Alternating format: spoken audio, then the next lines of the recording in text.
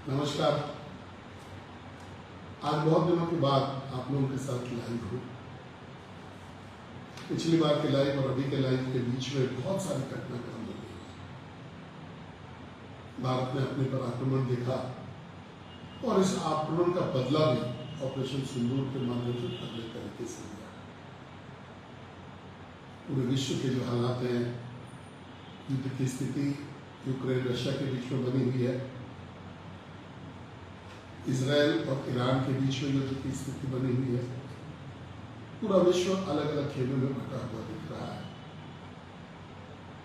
हम सभी लोगों को वॉचफुल रहना चाहिए। घटनाक्रम बहुत तेजी से घट रहे हैं और हम लोगों को हमेशा सजग रहना चाहिए, सचेत रहना चाहिए। आपने पिछले 25 दिन के हजारीबाग में जो बिजली का जो आंख मिचौली था वो देखा। हम लोगों को ऐसा लगा जैसे हम लोग लालटेन युग के पहले जो ढिबरी युग हुआ करता था वहां पहुंच गए। वर्तमान सरकार चाहे आप जितना भी कर लीजिए, इनकी आत्मा को जितना भी झंझोर दीजिए तो कोई फर्क नहीं पड़ने वाला है। ये अपने राजनीति में मस्त है। पूरा राज्य आज कोयला चोरी, बालू चोरी, गौ तस्करी, नशे का कारोबार, इसमें जो है व्यापक रूप से डूबा हुआ है। ये जरूर है कि अभी जो नई पदस्थापनाएं हुई हैं कुछ कुछ जिलों में, जिसमें हजारीबाग जिला भी एक है, यहाँ की पुलिस ने तत्परता दिखाई है और कुछ लोगों को कुछ जो ये अफीम के कारोबारी थे, जो ब्राउन शुगर के कारोबारी थे, नशे के कारोबारियों पर नकेल भी कसा है। लेकिन ये कितने दिन तक चलता है ये देखना है। बिजली एक ऐसा वस्तु है अभी जिसके बिना आप आज के जीवन की परिकल्पना नहीं कर सकते। कभी 2 घंटा बिजली, कभी 4 घंटा बिजली। आप सोने गए, 15 मिनट बिजली है, उसके बाद फिर बिजली कट गई। 1 घंटा नहीं रहा, फिर आया, फिर 10-15 मिनट के लिए चला गया। तो आप रात भर तड़प तड़प करके सो रहे हैं। ना आप सो पा रहे हैं, ना जग पा रहे हैं। दिन में भी उतना ही बेचैनी। जो लोग ऑफिस में हैं उनका तो फिर भी ठीक है कि ऑफिस में कोई ना कोई व्यवस्था है, लेकिन जो लोग घर पे रह रहे हैं उनकी स्थिति बहुत ही खराब है। 3-4 दिन पहले हम लोगों ने एक अल्टीमेटम सा दिया था बिजली विभाग को कि भाई आप इसको दुरुस्त करें, और अगर आप दुरुस्त नहीं करेंगे तो फिर हम लोग आप लोगों को दुरुस्त करने का काम हम लोग करेंगे। 2 दिन का समय था, लेकिन इस बीच में एयर इंडिया के प्लेन का जो हादसा हुआ अहमदाबाद में हुआ, वो हम सभी लोगों के सामने बड़ा दुखद घटना, जिसमें कुल मिलाकर के 275 लोग अभी तक जो है अपने प्राण की आहुति दे चुके हैं। उसका शोक हम लोगों के सामने था, इसलिए हम लोगों ने इस मामले को बहुत क्लियर नहीं किया। लेकिन आज हम लोगों ने पूरे, कुछ लोग शिकायत कर रहे हैं कि उनको आवाज सुनाई नहीं पड़ रहा है। अभी आपको हमारी आवाज सुनाई पड़ रही है नहीं? अपने कमेंट में बताएं कि अभी आपको जो है मेरी आवाज सुनाई पड़ रही है कि नहीं।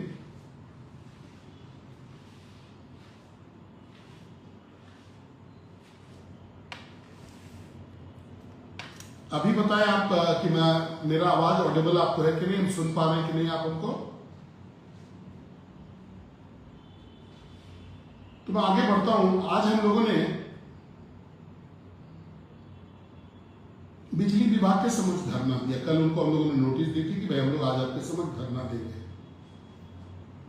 आश्चर्यजनक तरीके से जब हम लोगों ने नोटिस दिया तो कल से बिजली का थोड़ा सुधार हो गया। रात में पूरा रात कल बिजली था, आज भी दिन में बिजली अच्छे से रहा।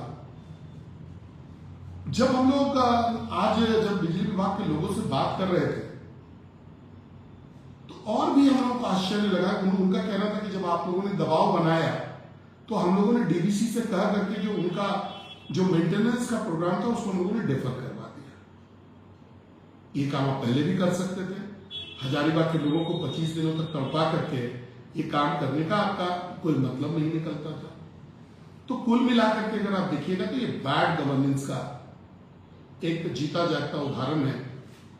और अभी हम लोगों ने राइटिंग में उनसे लिया है कि बिजली की व्यवस्था जो है वो सही रहेगी और उसको ये लोग मेंटेन भी करेंगे। हम लोग उम्मीद करेंगे कि ये लोग उसको मेंटेन करेंगे। और अगर इन्होंने मेंटेन नहीं किया तो हम लोग फिर से लोकतांत्रिक तरीके से जो हमारे पास अधिकार है उस अधिकार के तहत हम लोग इनके साथ जो इनका जो है बैंड बजाने का, इनके ईट से ईट बजाने का काम भी हम लोग करेंगे। एक बात बड़ा स्पष्ट आज समझ में आया कि ये जो सरकार अभी जो चल रही है ये गूंगी भी है, ये बहरी भी है, ये निकम्मी भी है। जब तक आप इसको झकझोरेंगे नहीं, जब तक आप इसको पूरी तरह से झकझोरेंगे नहीं, इसको जगाएंगे नहीं, तब तक ये जनहित का कोई भी काम नहीं करेगी। पिछले कुछ समय में आपने देखा होगा कि HMCH का क्या मामला रहा। यहाँ पे HMCH में जो हजारीबाग मेडिकल कॉलेज है, जिसको आज शेख भिखारी मेडिकल कॉलेज बोलते हैं, इसका भी एक मामला हम लोग के सामने आया था कि एक परिवार चलकुस्सा से चल के यहाँ आता है प्रसव कराने के लिए। रात में 1 बजे ये लोग पहुंचते हैं और 3 घंटा तक दरवाजा खटखटाते हैं, डॉक्टर को अप्रोच करते हैं, लेकिन कोई डॉक्टर दरवाजा नहीं खोलता है। जो नर्स जो इनको अटेंड करती है वो अटेंड करने के साथ ही बोल देती है कि भाई बच्चा बहुत सीरियस कंडीशन में है, आपको भी क्षति होगा, आप इसको किसी प्राइवेट अस्पताल में ले जाइए। जो पेशेंट है वो किसी जनप्रतिनिधि को जानती थी, समाज सेवी को जानती थी, उसको उन्होंने अप्रोच किया। उन्होंने उस रात में 40-50 जगह फोन की, उसके बाद भी कोई जब उसका रास्ता नहीं निकला तब उन्होंने एडवाइस किया कि भाई आप अपने पेशेंट को कहीं और लेके जाइए। ये लोग मिशन अस्पताल लेके गए। 2 घंटे के अंदर 4 बजे ये लोग मिशन अस्पताल पहुंचे, 6 बजे के अंदर बच्चा हुआ, बच्चा स्वस्थ भी है। हम लोगों ने जब हमारे संज्ञान में ये मामला आया तो हम लोगों ने जो है वहां के सुप्रिटेंडेंट से बात की कि भाई डॉक्टर्स को तनख्वाह मिलता है, वो सैलरी लेते हैं, और उसके बाद अगर वो इस तरीके से गायब रहेंगे तो ये अच्छी बात नहीं है। मैं आपसे सुबह आपके कार्यालय में 9 बजे मिलने आऊंगा। दूसरे दिन जब मैं वहां गया तो सुप्रिटेंडेंट साहब गायब थे। मुझे पता चला कि सम्माननीय मंत्री जी ने, स्वास्थ्य विभाग के मंत्री जी ने उनको मना कर दिया था कि आप वहां मत रहिए। एनीवे हम लोगों ने मेडिकल कॉलेज के प्रिंसिपल के साथ बातचीत की और जब इसकी शिकायत मैंने माननीय मंत्री जी से करने की कोशिश की तो उन्होंने कंप्लीटली इसको एक राजनीतिक अखाड़ा बना दिया, खेल बना दिया कि साहब हमारे डॉक्टर्स वहां पर सुरक्षित नहीं है, डॉक्टर शिकायत कर रही है कि हम लोग सुरक्षित नहीं है। मैं जरा यहां आप लोगों को बताना चाहूंगा कि इस मेडिकल कॉलेज परिसर में, इस अस्पताल के परिसर में पुलिस का एक चौकी है जिसमें 1 चाक का बल रहता है, होमगार्ड के 20 जवान यहाँ पर पदस्थापित है और प्राइवेट सिक्योरिटी जिसको हॉस्पिटल ने हायर किया इसके 20 जवान है। कुल मिलाकर के 45 जवान वहां पर है। और मैं तो यहाँ पर अब 11 साल हो गए मुझे जनप्रतिनिधि, विधायक और सांसद के रूप में। उसके पहले मैं 5 साल नगर पालिका में भी था, तो कुल मिलाकर के 16 साल में बिरले मैंने 3-4 घटनाएं देखी होंगी जहां की अस्पताल में कुछ बदतमीजी हुआ हो या अस्पताल में किसी की मारपिटाई हुई हो।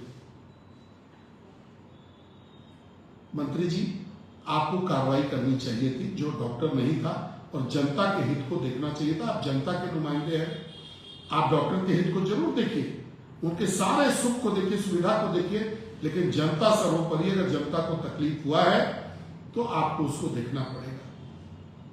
अब आगे का घटनाक्रम देखिए।